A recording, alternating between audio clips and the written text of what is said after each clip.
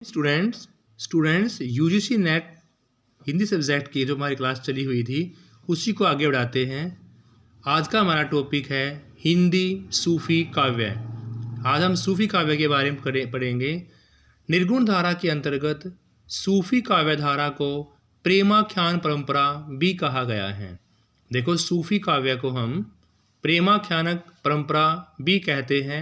नाम से स्पष्ट है कि सूफी काव्य में प्रेम तत्व की प्रधानता दिखाई देती है। एक यह स्वतंत्र प्रेम है जिसे अंग्रेजी में रोमांस भी कहा जा सकता है। स्वतंत्र प्रेम समाज की मान्यताओं को नहीं मानता।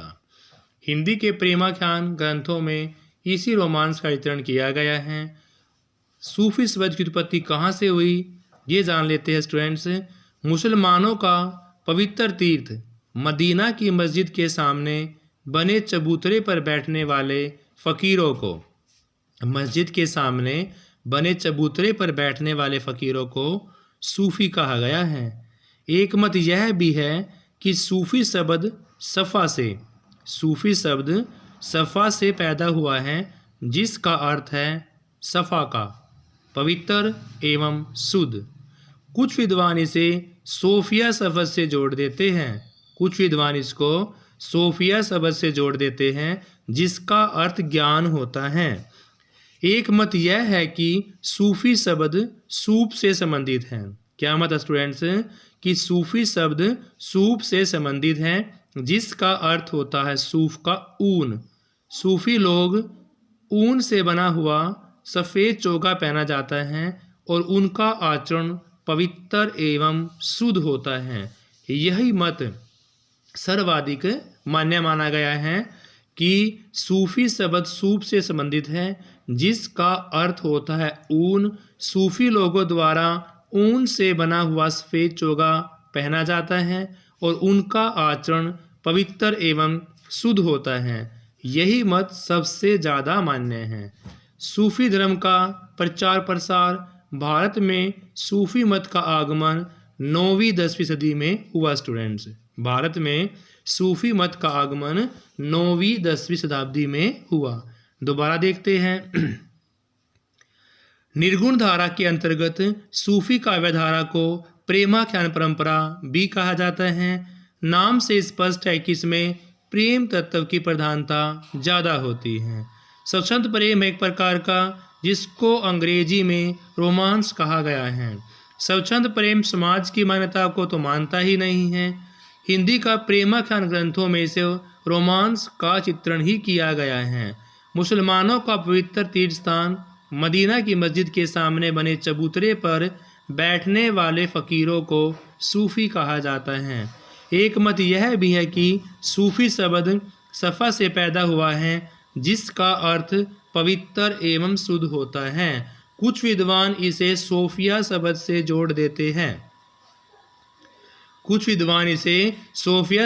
जोड़ देते हैं जिसका अर्थ है ज्ञान। एक मत यह भी है कि सूफी शब्द सूप से पैदा हुआ जिसका अर्थ ऊन है। सूफी लोगों द्वारा ऊन से बना हुआ सफ़ेद चोगा पहना जाता है और उनका आचरण पवित्र और शुद्ध होता है। यही मत सबसे ज़्यादा सर्वमान्य है। भारत में सूफी मत का आगमन 9वीं-10वीं शताब्दी में हुआ। स्टूडेंट्स, इसके प्रचार प्रसार का श्रेय ख्वाजा मोइनुद्दीन चिश्ती को दिया जाता है।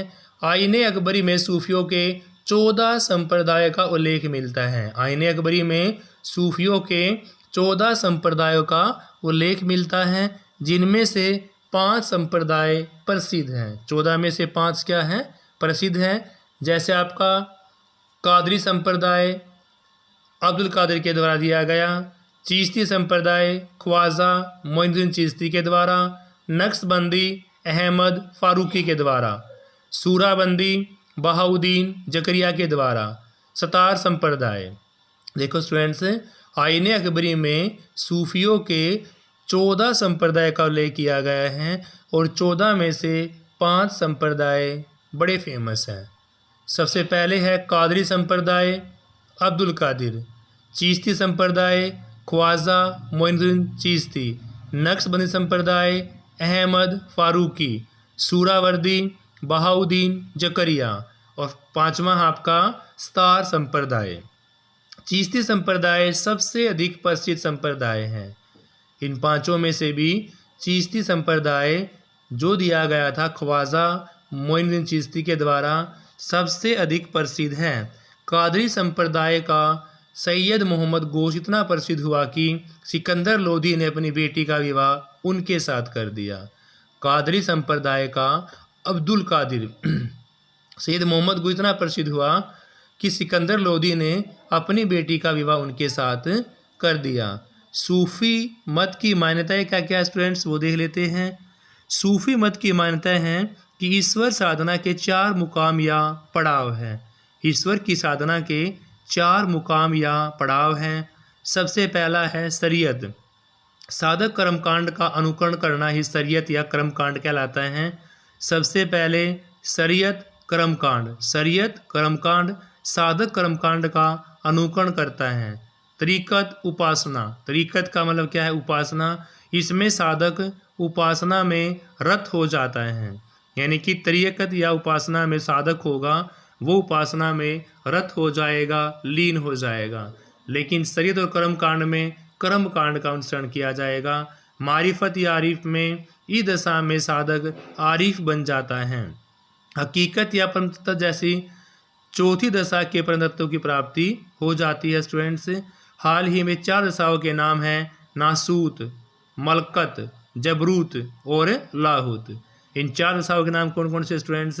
नासूत, मलकत, जबरूत, लाहूत। एक बार सूफी मत की मान्यता दोबारा देखते हैं। सूफी मत की मान्यता है स्टूडेंट्स कि ईश्वर की साधना के प्राप्त करने के 4 मुकाम या 4 पड़ाव हैं। सबसे पहले शरीयत, जिसको हम कर्म कांड के नाम जानते हैं।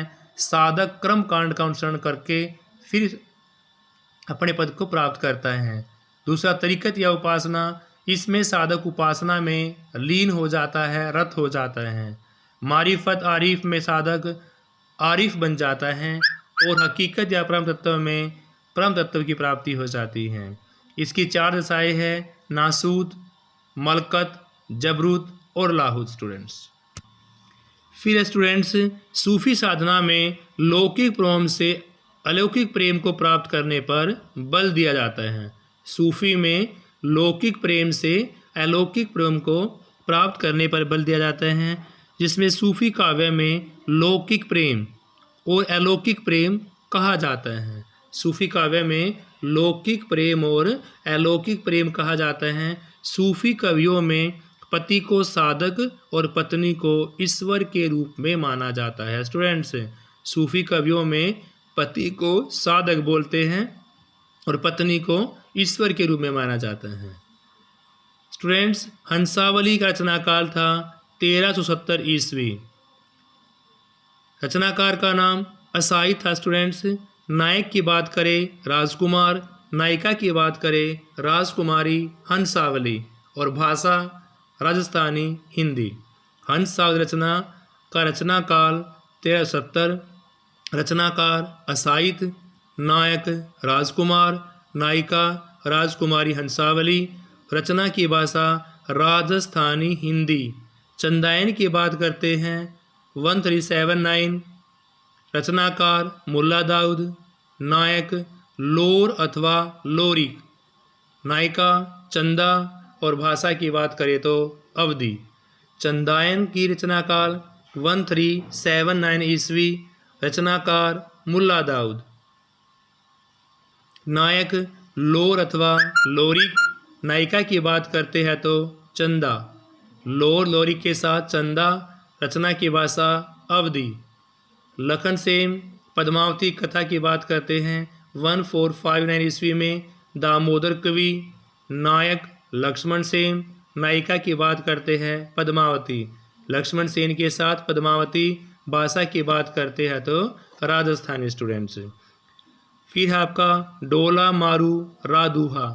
डोला मारू रादुहा 1473 ईस्वी में और रचनाकार का नाम है कुशल लाभ। नायक राजकुमार डोला और नायिका मारवणी। राजकुमार डोला के साथ मारवणी। रचना की बात करते हैं राजस्थानी स्टूडेंट्स। फिर है सत्यवती कथा। सत्यवती कथा का रचनाकाल 1501 ईस्वी। रचनाकार ईश्वरदास। नायक ऋतुपर्ण, नायिका सत्यवती। रचना की भाषा अवधी स्टूडेंट्स। रचना की बात कर सत्यवती कथा। रचना काल 1501 में। रचनाकार ईश्वरदास। नायक था ऋतुपर्ण, नायिका सत्यवती। ऋतुपर्ण सत्यवती, भाषा अवधी। मृगावती 1503 ईस्वी में। मृगावती 1503 ईस्वी में। कुतुबन राजकुमार, नायक मृगावती, नायिका। रचना की भाषा अवधी। मृगावती रचना का नाम है। रचना काल 1503 ईस्वी में। रचनाकार कुतुबन। नायक राजकुमार, नायिका मृगावती और भाषा अवधी। माधवानल काम कंदला। माधवानल काम कंदला रचना काल 1527 ईस्वी। रचनाकार गणपति। नायक माधव, नायिका काम कंदला। माधव काम कंदला। रचना की भाषा राजस्थानी। फिर आपका पद्मावत। पद्मावत की रचना 1540 ईस्वी में। रचनाकार का नाम मलिक मोहम्मद जायसी। नायक रतन सेन, नायिका पद्मावती। भाषा की बात करते हैं अवधी। पद्मावत रचना। रचनाकार 1540। रचनाकार मलिक मोहम्मद जायसी। नायक रतन सेन, नायिका पद्मावती। भाषा की बात करते हैं तो अवधी। नेक्स्ट है मधुमालती। मधुमालती रचना काल 1545। रचनाकार मंजन, नायक मनोहर, नायिका मधुमालती और भाषा अवधि। दोबारा फिर देखते हैं। मधुमालती का रचना काल है 1545 ईस्वी। रचनाकार मंजन, नायक मनोहर, नायिका मधुमालती। रचना की भाषा अवधि है स्टूडेंट्स। माधवानल की रचना 1556 ईस्वी में। रचनाकार का नाम माधवानल का कल्लोल। नायक माधव, नायिका कामकंदना। रचना की भाषा राजस्थानी। नेक्स्ट है रूपमंजरी। रूपमंजरी 1568 ईस्वी में। रचनाकार नंददास स्टूडेंट्स। नायक कृष्ण, नायिका रूपमंजरी और भाषा है ब्रज भाषा। यानी रूपमंजरी का रचना काल 1568। रचनाकार नंददास। नायक कृष्ण, नायिका रूपमंजरी और भाषा की बात करते हैं तो ब्रिज भाषा स्टूडेंट्स। फिर आपका माधवानल काम कंदला का रचना 1584 के अंदर। रचनाकार आलम। माधव नायक है, काम कंदला नायिका है और भाषा कौन सी है? अवधि है स्टूडेंट्स। यानी कि माधवानल काम कंदला रचना काल 1584। रचनाकार आलम, नायक माधव, नायिका काम कंदला। रचना की भाषा अवधि। चिताई वार्ता की बात करते हैं। रचना काल 1590। चिताई वार्ता 1590। रचनाकार नारायण दास। नायिका डोला समुद्रगढ़ का राजकुमार है। नायिका का नाम चिताई है। नायक का नाम क्या स्टूडेंट्स? डोल समुद्रगढ़ का राजकुमार। नायिका चिताई। भाषा की बात करें राजस्थानी मिश्रित ब्रज भाषा है। नेक्स्ट आपका चित्रावली। चित्रावली 1613 ईस्वी में। रचनाकार उस्मान। नायक सुजान, नायिका चित्रावली। भाषा अवधि। चित्रावली का रचना काल 1613 ईस्वी है। रचना कार की बात करें उस्मान, सुजान नायक, चित्रावली नायिका और भाषा अवधि। नेक्स्ट है रसरतन 1618। रचनाकार पुहकर, नायक शोभ, नायिका रंबा और भाषा की बात करते हैं अवधि। रसरतन 1618। रचनाकार पुहकर, नायक शोभ, नायिका रंबा। शोभ और रंबा किस भाषा में? अवधि में। फिर है ज्ञानदीप 1619 में। शेख नबी रचनाकार है। ज्ञानदीप नायक, देवयानी नायिका। ज्ञानदीप देवयानी, ज्ञानदीप देवयानी और भाषा की बात करते हैं तो अवधि। यानी ज्ञानदीप रचना है। रचना काल 1619। शेख नबी रचनाकार का नाम ज्ञानदीप, नायक देवयानी नायिका और भाषा अवधि। नेक्स्ट है हंस जवाहिर। हंस जवाहिर का रचनाकार 1731। रचनाकार कासिम शाह। नायक राजा हंस, नायिका रानी जवाहिर और भाषा की बात करते हैं तो अवधि भाषा है स्टूडेंट्स। नेक्स्ट है इंद्रावती। इंद्रावती का रचनाकार 1744 ईस्वी। रचनाकार का नाम है नूर मोहम्मद। राजकुंवर नायक इंद्रावती नायिका, राजकुंवर नायक इंद्रावती नायिका और भाषा अवधी।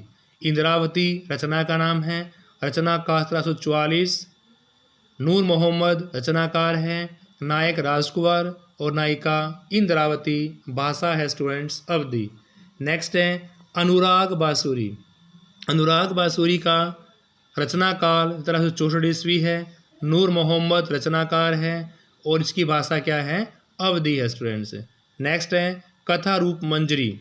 कथा रूप मंजरी का रचनाकार जानकवि है और भाषा है राजस्थानी मिश्रित ब्रज भाषा। क्या स्टूडेंट्स, राजस्थानी मिश्रित ब्रज भाषा है।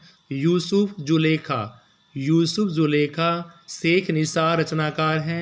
यूसुफ नायक है, जुलेखा नायिका है स्टूडेंट्स। किसकी, यूसुफ जुलेखा की। शेख निसार रचनाकार, यूसुफ नायक और जुलेखा नायिका है स्टूडेंट्स। और लास्ट है पुष्पावती। पुष्पावती का रचनाकार है दुखरन दास स्टूडेंट्स। तो स्टूडेंट्स सूफी काव्य निर्गुण भक्तिधारा का भक्ति काल के अंदर इस वीडियो में इतना ही। कल हम आगे सूफी काव्य की जो कीर्ति के आधार स्तंभ है, जायसी, पद्मावत, जानकवि, उनकी विशेषता क्या क्या हैं, वो सारा हम नेक्स्ट वीडियो के अंदर स्टडी करेंगे। Have a nice day. Please like से क्लास। Thank you students.